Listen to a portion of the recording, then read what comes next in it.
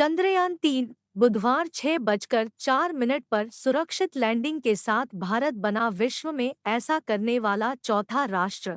तिथि और समय के यह आंकड़े 140 करोड़ से अधिक भारतीयों के मस्तिष्क पर सदा सर्वदा के लिए अंकित हो चुके हैं।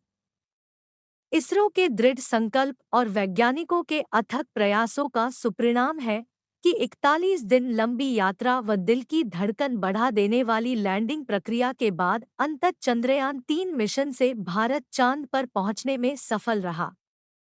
बेंगलुरु, पीटीआई। चंद्रयान-3 इसरो के महत्वाकांक्षी तीसरे चंद्रमा मिशन चंद्रयान-3 के लैंडर मॉड्यूल एलएम ने बुधवार शाम चंद्रमा की सतह को चूमकर अंतरिक्ष विज्ञान में सफलता की एक नई परिभाषा लिखी। वैज्ञानिकों के अनुसार इस अभियान के अंतिम चरण में सारी प्रक्रियाएं पूर्व निर्धारित योजनाओं के अनुरूप ठीक वैसे ही पूरी हुई जैसा तय किया गया था। इस सफलता को केवल इसरो के वैज्ञानिक, भारत का हर आम और खास व्यक्ति ही टीवी स्क्रीन पर टकटकी बांधे नहीं देख रहा था, बल्कि विश्व के कई देशों में भी इसे पल पल देखा गया। ब्रिक्स सम्मेलन में प्रतिभाग कर रहे प्रधानमंत्री नरेंद्र मोदी भी वर्चुअली इस ऐतिहासिक क्षण के साक्षी बने और सफल लैंडिंग के बाद तिरंगा लहराकर हर्ष व्यक्त किया।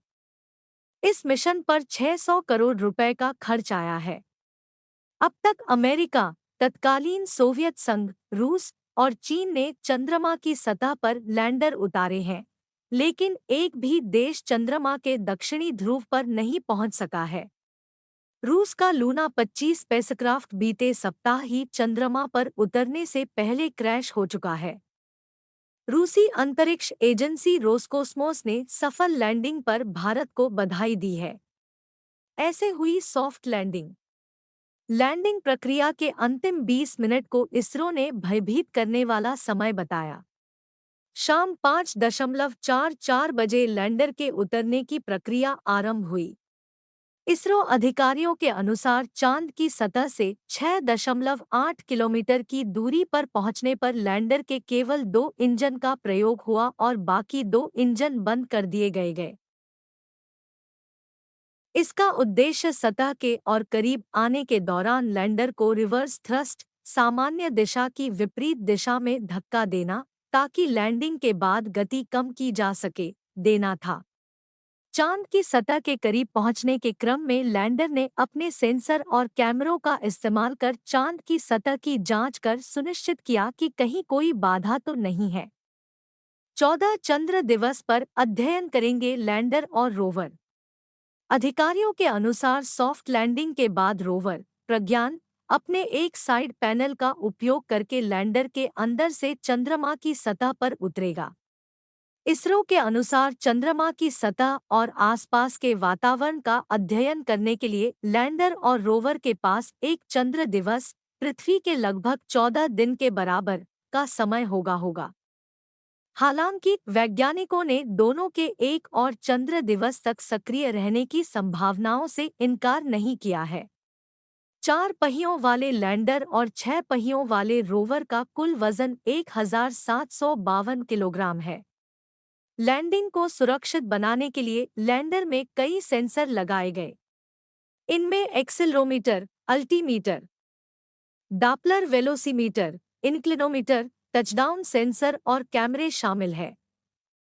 इसलिए अहम है दक्षिण ध्रुवीय क्षेत्र। चंद्रमा के ध्रुवीय क्षेत्र पर्यावरण और उनसे होने वाली कठिनाइयों के कारण बहुत अलग भूभाग है और इसलिए अभी अज्ञात बने हुए हैं। विज्ञानियों का मानना है कि इस क्षेत्र के हमेशा अंधेरे में रहने वाले स्थानों पर पानी की प्रचुर मात्रा हो सकती है।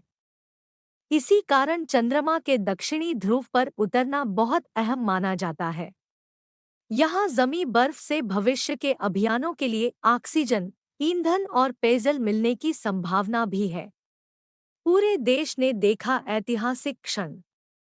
लोग अपने विज्ञानियों की प्रतिभा पर गौरवान्वित हो रहे हैं।